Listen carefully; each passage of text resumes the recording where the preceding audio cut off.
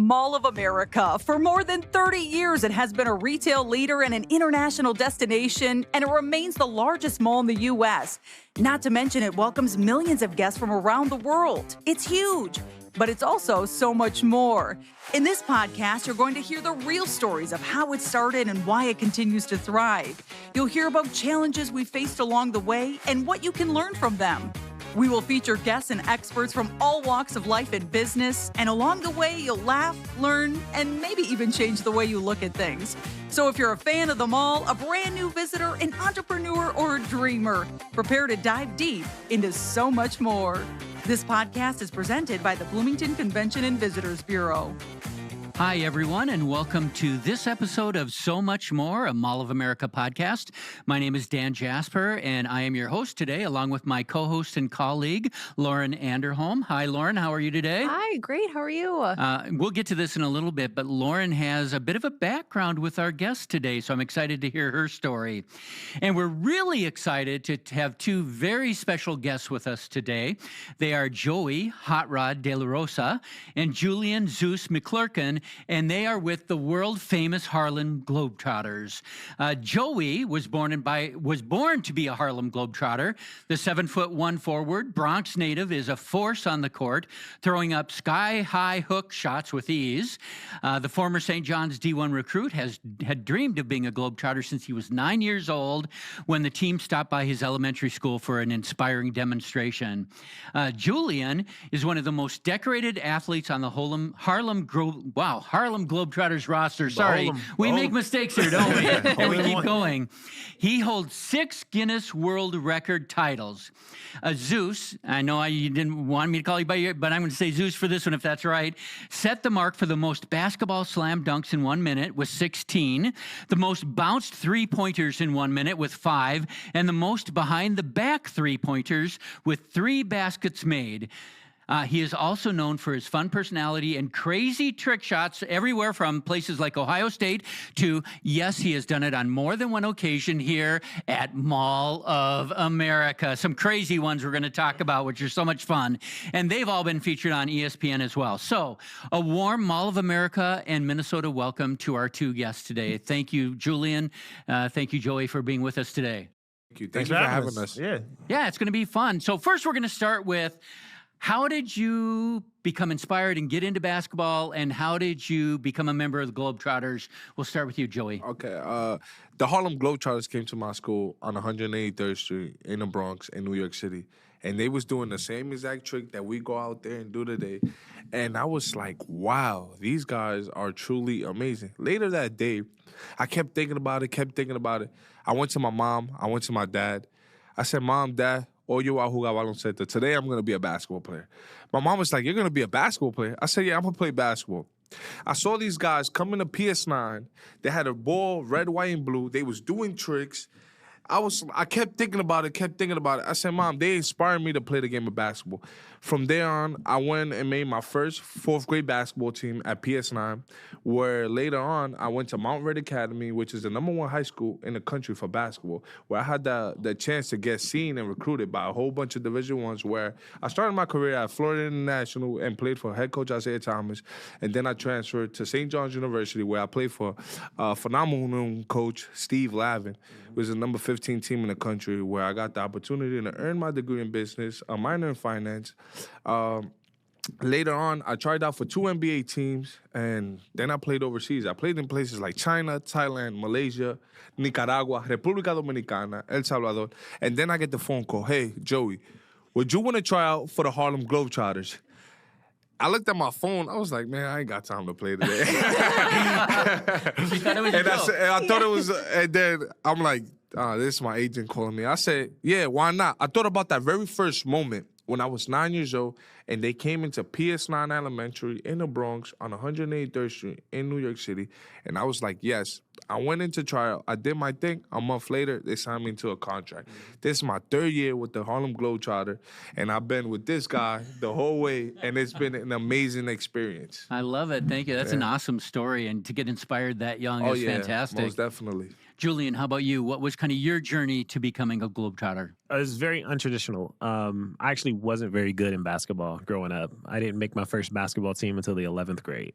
So I got cut from 6th grade all the way to 10th grade. Then the summer of 10th grade, a miracle happened.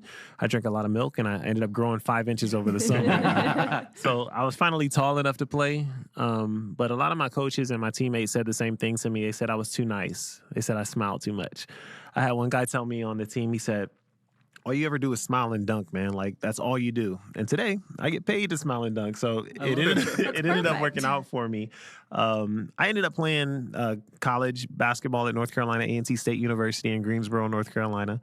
I walked on there, and after my college career was over, I played 1 season in South America, in Paraguay or Paraguay. Paraguay. There you go. And then a guy called me and said, hey, you want to play for this team called the Washington Generals? And that's the team that famously loses to the Harlem Globetrotters. I had never heard of the Washington Generals before, so I'm like, who are they? He said, don't worry about it, man. You suck at defense and you want to travel the world, so come on and just play. I said, all right, I'll do it. And that's where I learned about the Globetrotters. I fell in love when I first saw the Globetrotters play in person. I had heard about them when I was a kid, but I didn't think it was a real team. I saw them on Scooby-Doo, right? And I'm like, it'd be cool if these guys were real. You know, they had like these superhero abilities on Scooby-Doo. And I was like, but Batman's on Scooby-Doo. This isn't a real team. And when I saw them play, I fell in love, and I wanted to do what they did. And I was like, this is my calling. This is what all those hard years of playing basketball got me, all the criticism that I got for being the nice guy. This is what I was meant to do. So eventually that season, the Globetrotters got tired of me dunking on them, and they signed me over to a contract. And now I've been on the team for 14 seasons. 14 years. Oh, that's fantastic. And you have been to Mall of America before. Oh, yeah. I'm going to ask Lauren, what are your memories of some of the stuff that Julian has done here at the mall before? Yeah, it's easily one of the top memories. I mean, 5 years ago, and it feels like it was a blink of an eye. It was so much fun. I remember when we were in our events meeting, they said, okay, the Harlem Globetrotters are coming. They're going to do another trick shot because you had been here in 2016. And we're like, okay, how do we make it bigger and better? And we were brainstorming ideas, and we're like, let's do a trick shot and have them go on the roller coaster, and we'll set up a basketball hoop down below, and they're going to shoot a basketball into the hoop. And we're like, okay, that sounds really easy, right? And I remember we were on the roller coaster, and I think there started with like 6 or 7 of us with cameras, and someone from a radio station was there, and one by one, people were like, I can't ride anymore. I can't ride it anymore. I'm getting motion sick. Yep. And it had to have taken us, or you, I didn't do anything. It was all you, 20 something rides consecutively. And you finally hit that shot. And I remember I was so excited. I threw my hands up, and then I was like, I hope I got it on camera, because I was so excited for you. It was so much fun. Do you remember, I mean, what was going through your head 20 something rides in? And I've shot over 100 trick shots around the world, right? Wow. Easily. Yeah. Mall of America trick shot is my #1 most favorite shot I've ever done from the roller coaster. Woo-hoo! Yes, we'll take it. Everyone asks, they're like, what was your favorite trick shot? It's always the roller coaster trick shot. Yeah. And the #1 question we always get is, how many tries did it take? Yeah, it took about 20 tries, right? But what people don't account for is the time that it took. Yes. Because the ride, that's the longest roller coaster It's a long ride. It's like 5 minutes. You miss that shot, and me and Lauren are just on the train just reflecting like, man, what you doing after this? Again. The mall's about to open, huh? Yeah. Where realistically, you think about it, like 21 shots is not bad, for a tough shot like that. That's absolutely pretty good. I wish we could have, lined it up a little bit quicker, but Mall of America is very special for me with trick shots, because my very first trick shot that I hit was at the Mall of America, right? And then years later, we came back and did the Orange Justice, the Orange Streak roller coaster. Orange Streak, and the Orange Justice is a dance, I think. Yeah, I don't know that one. You don't want to see me do that one. Fortnite kids will know what I'm talking about. But we shot that one, and we really hadn't shot a whole bunch of trick shots since, really. So it's like those are so memorable. My time here it was so special. I have my family here Yeah. as Yep. well. I love it. You know, my wife got to see me hit that shot. Were you on the zip line as well? Yes. A couple of years before, 2 or 3 years before, The here at zip Mall of line America? was so cool. Like, I wasn't like everybody from my trick shots here. Everybody on the team kind of like pegged me as like the thrill seeker and the guy who'll do anything, you know, because it was fun. It was fun, but. Definitely my most memorable trick shot. I tell everyone about it, and it just was all love. Every time I come to Minneapolis, people reference that, and it's just a very special place in my heart for it. It's fun. Well, thank you for doing that. Appreciate it. Yeah. You both talk about childhood and joy and happiness, right? And that's a lot of what the Harlem Globetrotters brand means to people. I will tell you that it was 1968, and I went and saw the Globetrotters, and it was Meadowlark Lemon and Curly Neal, right? Yep. And my dad took me to the old Minneapolis downtown convention center, whatever it was. And I remember seeing them, and I wasn't a basketball fan, but I left as an 8-year-old going, this is so awesome. And it was so much fun. What does that mean to the two of you, bringing that joy to families and children who may never play basketball, right? For me, it's I know that I'm out there and I'm making an impact. I know that when I'm doing my basketball, the tricks, and I do something funny and I bring the ball around my hand, I say, hey, look at the little birdie. I know I get that same reaction from the kids. I know they're laughing. They think it's funny. They're like, look at this guy. He's 7'1". He's talking about a birdie, and it's really a basketball. But for me, it really melts my heart because I like helping people, and I know Julian does too. So for me, I like I said, it melts my heart because I like helping people and I like putting a smile on people's face. That's awesome. How about you, Julian? Yeah, it's important. A lot of times we're kids' first introduction to the game of basketball. And what I like is that kids get an opportunity to take in what we're really putting out is that don't take the game too seriously, right? I think that's a big error that a lot of kids make in this game, and they get so disappointed when things don't go their way. The ball doesn't always bounce the right direction for you, but they come out to our game and they'll see these guys and girls out there who are out there enjoying themselves, having a good time. They'll see somebody there 9 years old, somebody there 99 years old. Everybody has the same smile on their face and they're enjoying it. And people never forget the way that you make them feel, right? That's why we've been around for the last 98 years, because every time you come back, you're remembering these stories when you went to a game with your parents or with your grandparents. You remember Meadowlark Lemon, Curly Neal. Hopefully you remember Julian, and you remember Joey, Hot Rod De La Rosa, and you'll come back to a game years later with your family and friends. No, it's awesome. It's one of my favorite memories with my dad. And you went as a child too, did you not? I did. I went as a child. I remember going and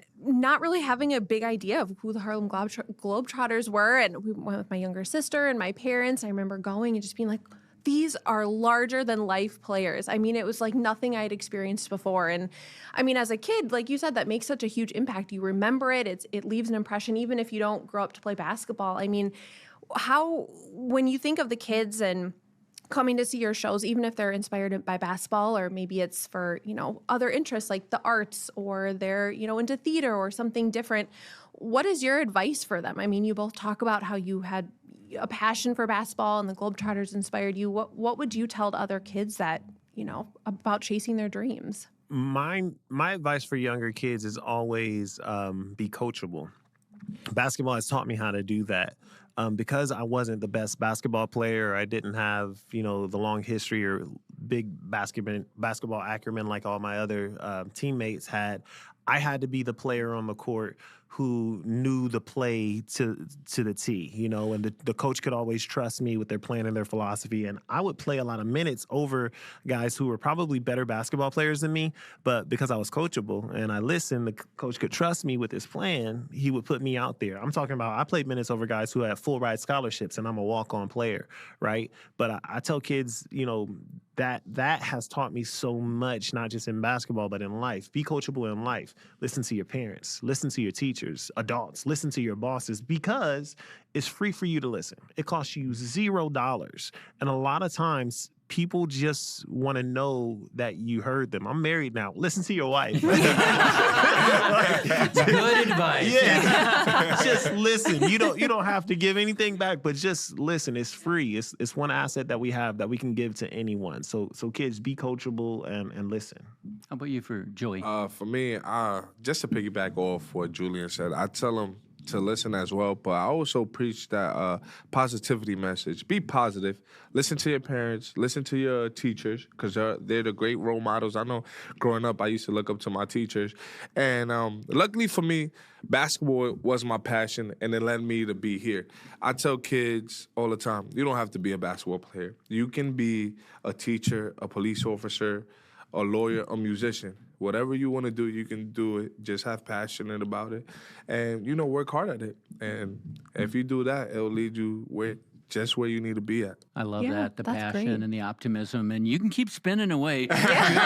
Julian is spinning the ball on his fingers, something that Getting I'm to hoping practice before the it. day's over, you'll teach me how to do. I took his cap off his water. Good job. Lauren taught me that. No, it's true. And before we continue, I just want to, for those who are listening here in the spring of 2024, you are going to be here. You are here at Mall of America today for a performance and a kind of meet and greet session. But on March 30th, you will be back in Minneapolis at Target Center doing one of your famous games, and guests can come and enjoy you at that performance. And they can always check out HarlemGlobetrotters.com for information on dates and tickets and everything. We want to make sure we get that in there, right? But I have to ask another question if I can, because for those who do get the opportunity to go to one of your games, you have the fifth quarter. What is that all about? Tell us what that is. Fifth quarter is an opportunity where you can get up close and personal with your favorite Harlem Globetrotter. Zeus is my name.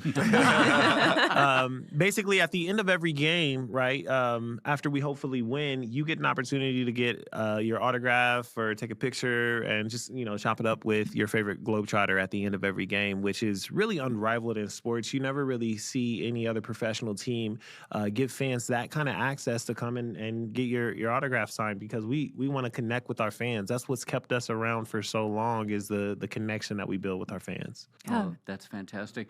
Is this your first time, Joey, to Mall of America? This is my first time. Is it really? Well, yesterday was my first time, Okay. but I was just walking around, but then this is like my real first time. Like, I have people showing me around. I didn't know that about Julian until this morning about really? the trick shot. Yeah, so. Are you going to go on any rides? Oh, I'm 7'1", 285. I'm scared of heights, so I don't know. Probably any rides that are close to the ground. We'll get you on something. I don't want to be on a roller I coaster. called him yesterday and I was like, Joey, you land? He's like, yeah, I'm at the mall. I was like, how you doing? He's like, yo, it's dumb big. Yo, it is. It's crazy. Like, I felt like I was going in circles at one point because I was trying to see every store, and then I'll look up and I'll be like, Impossible. I was already here, so let me go downstairs and try it around. So, and I'm amazed how big it is. It's the biggest mall in the United States, America. It is. Yes. There's no way you can see every store in one day. No. I don't think so. No, it's pretty. Actually, we did the math. If you spent 10 minutes in every store, it would take you 86 hours. 86. Something like that. Yeah. I'm not spending 86 hours at the mall. I'm telling you that right now. What's your favorite? I'm going to ask you this, Julian. You've done this. So, what is your? Well, you've already said your favorite trick shot is our roller coaster. What's your next favorite trick shot? Zip line. Okay, both at Mall of America. Done. All right, I'll give you a Easy. non-Mall of America trick shot. But how about someplace other than here? What's a favorite? My hometown, Columbus, Ohio. Okay. I shot at what's called the Horseshoe. It's a football stadium where the Buckeyes play, and we did this trick shot. The day before, all I knew I was going to do is shoot from the top concourse level down to the main level, just shoot a trick shot there. So the morning of the trick shot, Eric Nemeth calls me and he's like, hey, we just found out, he's our PR guy. He was our PR guy with the Globetrotters. He said, we just found out somebody already did that shot. Some kids did that. He's like, we're the Globetrotters. We got to do something different. I was like, okay, cool. What you got? He said, how about this? Spin the ball on your finger and throw it off while you're spinning it. I was like, huh? What now? He said, can you do it? I said, yeah. What? Come on. What? Yeah. Man, I get there. Windiest day ever. And this is our first day learning science because there's this thing called the Magnus effect. When you spin the ball and you throw it off of something and it goes long enough, it takes a curve. So there's a natural curve that happens. Y'all, we took 12 basketballs with us to do the shot. Yep.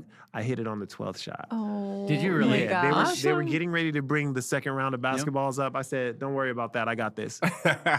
Boom. Hit that shot. That was crazy. A little bit of pressure. Tell me the cameras were rolling. Yeah, It was rolling. That you didn't have the lens cap on or something like that. Yeah, we weren't recording.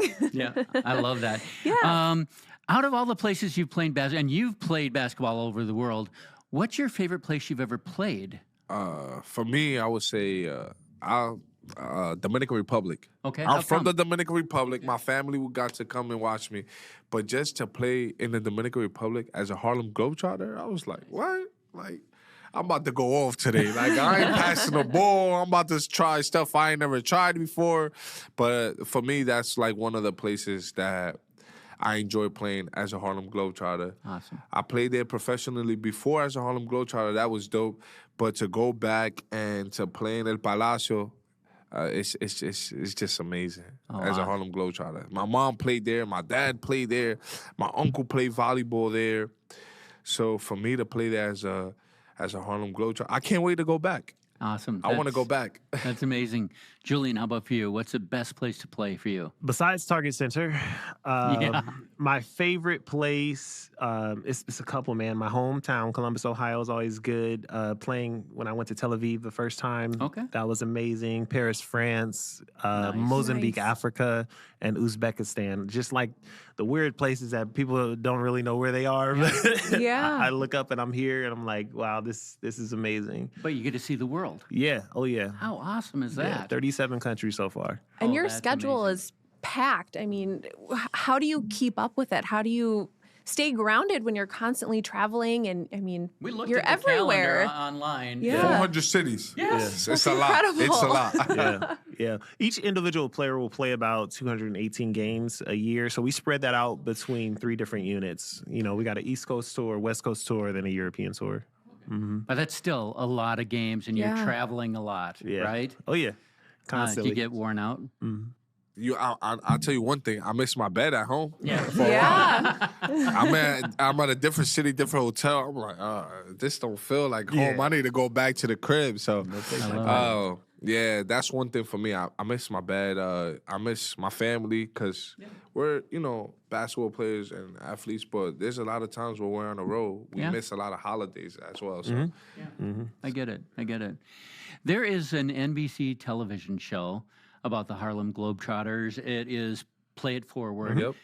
Tell us about that. What is that about? I have not seen it, I have to tell you, but what's it like? It's our first return to primetime television in 40 years. quite some time, right? Yeah, Awesome. 40 years. Like, and it's been blowing up. It was Emmy nominated. Yeah. Last year. And basically, it's an opportunity for fans to connect with everything that we do off the court, because everyone knows what we're known for and what we're capable of on the court. But this is us showing what we do in every community that we go out, whether it's going to children's hospitals, putting on a program called Smile Patrol, where we go and try to make kids smile, or going to elementary schools and inspiring kids to, chase their dreams. And, we have anti-bullying rallies, just different things that we do on a day-to-day basis outside of what you see on podcasts or television.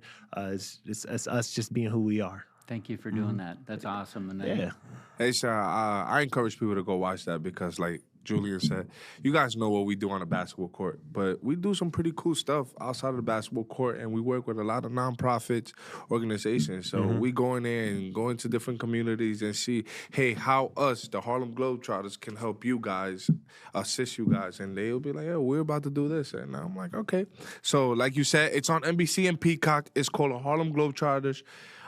Play It Forward, and then it's on Telemundo every Saturday. It's called Harlem Globetrotters, Ganando con la Comunidad. I encourage people to go watch that. Yeah. Awesome. That's amazing. Yeah, we will watch that. Thank you for it so much. We're going to be wrapping up here shortly, but I'm going to do a quick kind of lightning round of questions with you guys, if that's do all it. right. No Let's do it. thoughts about it, but just tell me your first thing that comes out of your that you think of, right? Got it. So favorite stadium you've ever played in? Madison Square New York City. Of course. Schottenstein Center, Columbus, Ohio. Okay. Favorite city in the world? Paris, France. New York City, city of dreams. Okay, I love it. Your favorite pregame meal? Pizza. I'm going to go with pizza, too. I like pizza. Your favorite postgame meal? Oh, pizza. Post game. I don't know. I'm gonna go with Dominican food: rice and beans and chicken with a little bit of totones. I love it. Your favorite charity you've been able to work with? Favorite charity? We did something with the Susan B. Anthony Foundation. We played basketball with pink basketballs one time. Awesome. And it just was cool to bring awareness to breast cancer during that time. Yeah. I love it. I would agree with Julian because I lost my sister to cancer, leukemia cancer. It wasn't breast cancer, but just for us to go out there and share that moment with them, it's pretty neat. To make a difference. I love that. And finally, if you could have a chance to make one trick shot in the world, what would that be if there were no limits? And before you do that, our plan is we're going to be building the nation's largest indoor water park right out here. Where? In the near future, right here. This whole parking lot's going to be a giant water park. Will you guys come back and do some shots in there once it's done? We will be back. Most definitely. Okay. We'll be back. But what is Joey your and dream Julian. shot that you'd like to do Dream if you could do shot? one anywhere? Oh, man. I'm all about breaking world records, right? Yep. There's this one shot at the CN Tower that we were really close to orchestrating, then COVID happened. And it would have been the tallest shot ever made. And it was very makeable. Very, very makeable because it was an indoor shot. Okay. And it turned into basically just a drop shot. Inside the CN Tower is a corridor. Okay. And I was gonna just do a drop shot straight down. I think it was over 1,000 feet. Wow. Awesome. How about for you, Joey? For me, I'm gonna have to get back to you on That's that right. one. I don't know. There's so much going through my head right now when you ask that question. He's Get the talking juices about flowing. he's talking about he want to do a trick shot that high, and then love you it. brought up the water park, so I'm gonna get back to you on that You're one. good. You're good. We want to thank both of you for being here so much, Julian, Joey. It's been a pleasure and an honor having you here as our guests. I'm going to do a little closing message, but while I do, would you mind spinning and do you mind doing some trick stuff? Well, For wait. sure. We didn't get a chance to ask you any questions. Yeah, go ahead. Ask away. You can ask me anything boy. you want. Favorite store in the Mall of America? Oh, favorite store. I Oh know. my gosh. I'm not gonna say it. I'm gonna let you say it. Baking Betty's. Ooh, I love Baking Betty's cookies. They have You the can't take her most answer, though. Amazing okay, cookies. okay. I would have said that, but I'll go with DSW. I buy way too many shoes. Okay. That's just really sad, isn't it? No. No, it's not. I got way too many shoes back at home, so that's good. A favorite place to visit in Minneapolis while we're here? Outside of Mall of America, I would say I love the Sculpture Garden, which is downtown. It's awesome. You guys should go there. It's awesome. Yeah. I would say mine's also an outdoor one at Minnehaha Falls. It's Minnehaha Falls. Yeah. It's a waterfall here a in waterfall. town. Last but not least, do you like, hate, or love Juicy Lucy's? I'm vegetarian, so Hate. it's out of my realm. Yep. Love. There we go. Love. He was telling me about it. I was How about like, you guys? You love them? I like them. Oh, okay. I never tried that. He was trying to convince me. You gotta have it, right? You gotta When try you're in the it. Twin Yeah. Cities, you got to have it. You Yeah. gotta have it. You Yeah. gotta have it. All right. Yep. All right, thank you guys so much. Go ahead and spin away. And again, we want to take this time to thank Julian and Joey for being our guests on So Much More, and for the Harlem Globetrotters for bringing them here with us today. And for all of our guests watching, listening to So Much More, we appreciate you tuning in, and tune in next week for another exciting show. And with that, thank you, Lauren. Thank you, Thank Joey. you. Thank you, Julian. Fabulous. It's been awesome. Thanks for joining It's us. so Thanks. fun. Love you. Thanks. Thank you for tuning in to today's episode of So Much More. If you want to hear more, be sure to subscribe to our podcast wherever you find your favorites, including Spotify, Apple, or Google Podcasts. And you can also watch a video cast on YouTube. Go to podcast.mallofamerica.com to leave a review, ask a question, or give us an idea for the show. Until next time, thanks for listening. So Much More is presented by the Bloomington Convention and Visitors Bureau, the official destination marketing organization for the city of Bloomington, Minnesota. Before your next trip to Mall of America, visit bloomingtonmn.org for answers to all your travel questions, deals and packages for hotel stays, and so much more.